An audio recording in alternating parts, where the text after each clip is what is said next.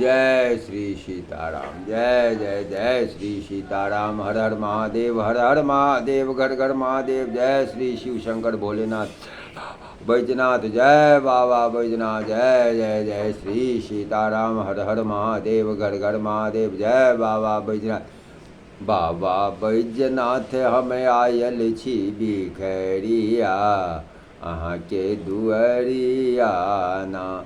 हम गंगा जल भर लायब बाबा, अहाँ के चढ़ायब अब ता फेरी दियो बाबा, अब ता फेरी दियो गरीब पर नजरिया, अहाँ के दुअरिया ना। जय बाबा बैजनाथ। हर हर महादेव। जय श्री सीताराम। शिव महापुराण। कामदेव जी का शंकर जी को मोहित करने में असफल होना। श्री ब्रह्मा जी बोले, हे नारद जी, मेरी आज्ञा पाकर कामदेव बसंत आदि सहचरों सहित रति को साथ लेकर भगवान श्री शिव जी के स्थान पर पहुंचा। कामदेव की माया से सब जीव मोहित हो गए। अनेक प्रकार के यत्न करने पर भी वह भगवान श्री सदाशिव जी को मोहित नहीं कर सका। उसका प्रत्येक यत्न व्यर्थ प्रमाणित हुआ एवं वह दुखी होकर वसंत आदि सहचरों सहित रति को साथ लेकर मेरे पास लौट आया तथा हाथ जोड़कर कहने लगा, प्रभु, मैंने अपने प्रभाव से तीनों लोगों को मोहित कर डाला, मगर श्री शंकर जी पर मैं अपना कोई प्रभाव न डाल सका। उसकी समाधि को भंग करने में असफल रहा। मुझे यह तो डर है कहीं भगवान शिव मुझे अपनी क्रोधाग्नि से भस्म ही न कर डाले। आप यह कार्य किसी दूसरे को सौंप दीजिए। कामदेव की बात सुनकर मैं दुखी हो गया एवं मेरे मुख से दुख के कारण तीव्र गति से श्वास निकलने लगी। मेरी तीव्र श्वास से बहुत ही बलि पैदा होकर मारो मारो काटो काटो का शोर मचाने लगे। यह विचित्र आकृति वाले बुरी तरह से शोर मचा रहे थे एवं अनेक वाद्यों को बजा रहे थे। इन भयंकर प्रकृति वाद्यों की आकृति को देखकर अनायास ही भय पैदा हुआ था। कामदेव ने पूछा, प्रभु यह कौन है? मैंने कहा, इनके अंदर मार है और इनका नाम भी मार है।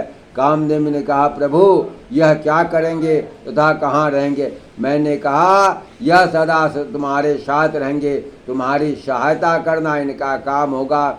इनका मुख्य कार्य होगा ज्ञानियों के ज्ञान के मार्ग में बाधा डालना।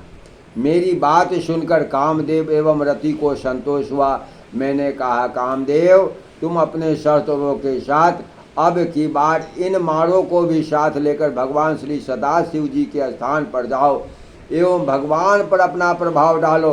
कामदेव ने कहा, प्रजानाथ, आपकी आज्ञा अनुसार मैं अवश्य जाऊंगा और शायद इन मारों के कारण मैं भी सफल हो जाऊं, परंतु फिर भी डरता हूँ मेरी घृष्टता को देखकर भगवान सदाशिव जी मुझे कहीं भस्म ही न कर डालें।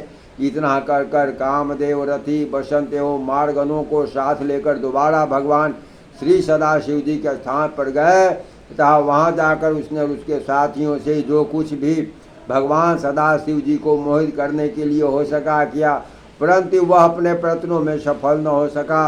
लास्ट चेष्टा करने पर भी वह शंकर जी को मोहित न कर सका।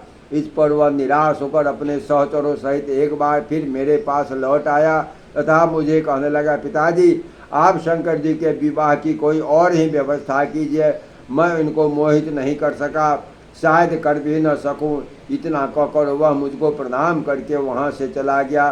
ब्रह्मा जी द्वारा शंकर जी से बदला लेने के लिए भगवान विष्णु की स्तुति करना। कामदेव तो चला गया, लेकिन मैं पूर्वत शंकर जी को मोहित करने के संबंध में सोच रहा था। मेरा यह अहंकार कि कामदेव द्वारा मैं यह कार्य करवा लूँगा अब चूर चूर हो गया था। अब मैंने भगवान श्री विष्णु जी का ध्यान किया तथा उनसे इस प्रकार कहने लगे, भगवान, आप मुझे अपना सेवक समझकर मेरे दुखों का अंत कीजिए। हे भक्त वत्सल, आप अपने भक्तों का दुख दूर करने के लिए ही तो अवतार धारण करते हैं, अथवा मुझ पर कृपा करके मुझे दर्शन दें, मेरे दुखों को दूर करे। प्रभु, मेरी इस स्तुति को सुनकर पीताम्बरधारी ने भव्य स्वागत किया। भगवान ने चारों तरफ अपने आकर्षण मुस्कुराहटे बिखेरते हुए कहा, ब्राह्मण, कहो तुम्हें मुझसे कौन सा काम आन पड़ा है जिसके लिए तुमने मुझे याद किया है। इस पर मैंने भगवान श्री विष्णु को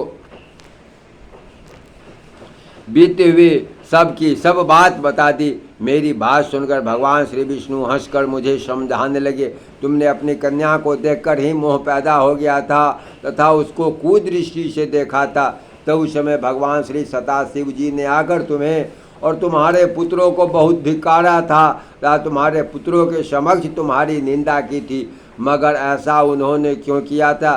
क्या तुमने इस पर भी विचार किया? वह तुम्हें अपना पुत्र जानकर तुम्हारी भलाई के लिए तुम्हें सदुपदेश करने के लिए आए थे, लेकिन तुमने अपनी उल्टी बुद्धि के कारण उनके सदुपदेशों की ओर ध्यान नहीं दिया। तुमने अपनी उल्टी बुद्धि के कारण उनके सदुपदेशों की ओर ध्यान नहीं दिया। तुम सब लोगों के कर्ता होकर तथा वेद वक्ता होकर ऐसी मूढ़मति वाले क्यों हो गए हो? हाँ, तुमने वेदों के पाठ को भुला दिया। यही कारण है तुम उस ब्रह्म स्वरूप भगवान के साथ शत्रुता करना चाहते हो, जिनका कि सब देवता पूजन करते हैं, जिनके कि सब देवता सेवक हैं। वह आदि मध्य तथा अंत से रहित हैं। वह भूत वर्तमान भविष्य तीनों कालों का हाल जानने वाले हैं। वह भक्त वत्सल हैं तथा सदा अपने भक्तों पर कृपा करने वाले हैं। यदि तुम भगवान सदाशिव जी को विवाहित देखना चाहते हो, इसके लिए तुमको उग्र तप करना चाहिए, भगवती उमा का ध्यान धारण करना चाहिए। यदि भगवती प्रसन्न हो जाएगी तो तुम्हारे सब कार्य पूर्ण हो जाएंगे।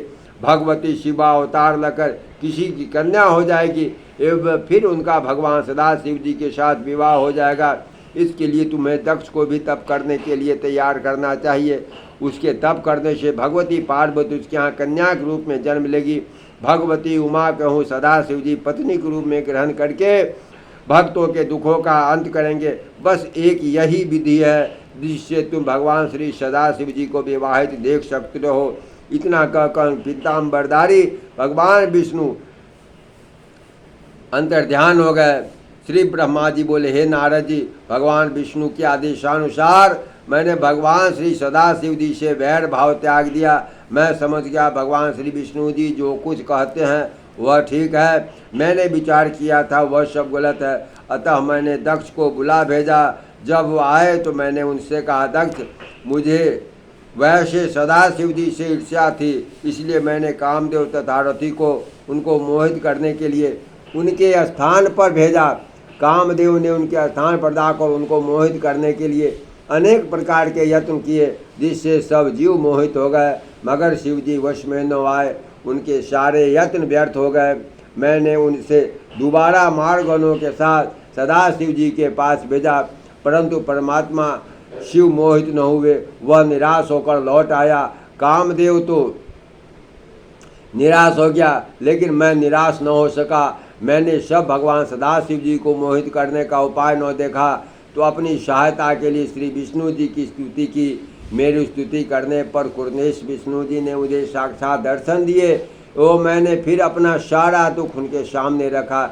मेरी बात सुनकर भगवान श्री विष्णु जी ने कहा, हे ब्राह्मण, उन्होंने तुम्हें अपना पुत्र जानकर तुमको सदुपदेश दिया, मगर तुमने अपनी अल्प बुद्धि के कारण उनके सब उपदेश पर ध्यान नहीं दिया। हाँ, तुमने वेदों के पाठों को भुला दिया है। तुम उस ब्रह्म स्वरूप भगवान के साथ शत्रुता करना चाहते हो, जिनका कि सब देवता पूजन करते हैं तथा जिनके कि सब देवता सेवक हैं। यदि तुम भगवान सदाशिव जी को विवाहित देखना चाहते हो, इसके लिए तुमको उग्र तप करना चाहिए। भगवान श्री सदाशिव जी के साथ साथ अपने उद्देश्य की पूर्ति के लिए भगवती शिवा का भी ध्यान करना चाहिए। इससे पार्वती श्लोक में किसी की कन्या हो जाएगी तथा फिर उससे सदाशिव जी का विवाह हो जाएगा। इस दक्ष को तप करने के लिए कहो, क्योंकि उमा उन्हीं के यहाँ पुत्री बनकर आएगी। सो हे दक्ष जी, अब तुम एक ऐसी पुत्री को जन्म दो जो भगवान सदाशिव जी की पत्नी हो। तू समस्त लोकों में सम्मान के योग्य बनो। अब तुम्हारे लिए यही उचित है। तुम शंभे प्रिय देवी दुर्गा की उपासना करो, और जब वह तुम्हें दर्शन दे तथा वर मांगने के लिए कहें तो तुम उनसे वर मांगना। आप मेरी पुत्री हो, मैं भी तप करने जाता हूँ और मैं भी यही वर मांगूंगा। भगवती की महिमा का पार किसी ने नहीं पाया।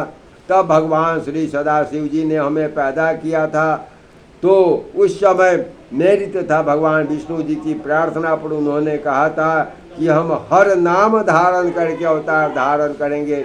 तथा सभी सांसारिक कर्मों को संपूर्ण करेंगे।